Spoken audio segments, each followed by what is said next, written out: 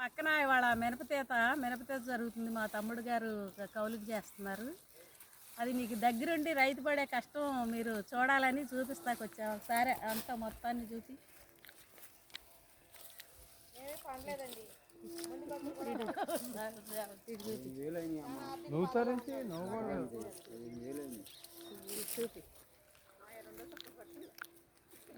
తమ్ముడు గారు మీరే కదా ఈ పొలం చేసేది?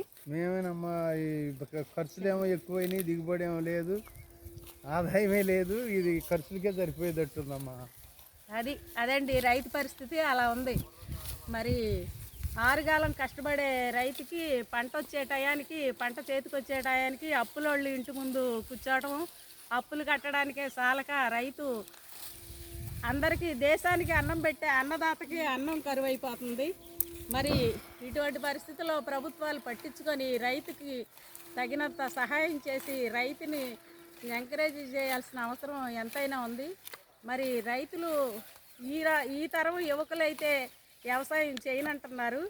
ఎందుకంటే వ్యవసాయంలో ఏమి మిగలటం లేదు కనుక పల్లెటూళ్ళు వదిలి సిటీలకి వలసపోతూ ఉన్నారు. మరి రైతులందరూ ఊరు వదిలి వలసపోతే ఆ రైతులను ఆపేది ఎవరు? మరి మనందరికీ అన్నం పట్టే అన్నదాతలు ఎవరుంటారు? ఈ పంట పండించేవాళ్ళు.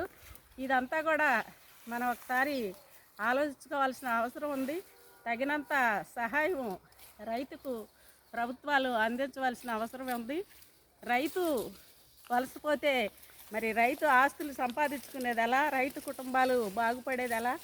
కాబట్టి మన రైతు లేనిదే రాజ్యం లేదు కనుక రైతు కష్టాన్ని గుర్తించి రైతుకు తగు విధంగా సహాయం చేయాలని ఈ చిన్ని వీడియో నచ్చితే లైక్ చేసి షేర్ చేయండి. రైతు కష్టాన్ని గుర్తించి ఇదిగో ఇదండి మినపకాయ. ఇది విత్తనం చల్లినాక సన్న మొక్క వస్తుంది. ఆ మొక్కలో పచ్చిగా ఉంటుంది. ఇప్పుడు ఇలా కాయ ఇలా ఎండినాక ఇప్పుడు ఈ మినపతీత తెస్తారనమాట. పాపం ఎర్రటి అగ్గిలో పొద్దున్నుంచి తెస్తున్నారు. వీళ్ళు ఎంత కష్టపడి పండిస్తే మనం గారెలు బూర్లు వేసుకుంటాం అనమాట. అది పరిస్థితి. ఒకసారి ఎవరు మాట్లాడతారమ్మా? అమ్మ మాట్లాడతారా? ఎవరన్నా అటు చూపి మాట్లాడతారా? మాట్లాడదాం చూపి. ఇక్కడ చెప్పు. మాట్లాడతారా?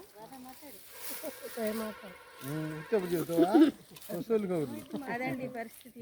మీరు చెప్పండి, 3 రూపాయల వడ్డీకి ఎవరెవరి దగ్గర ఎంత తీసుకున్నారు చెప్పండి. మీరు చెప్పండి అయ్యో, నువ్వు ఆపు బాబు.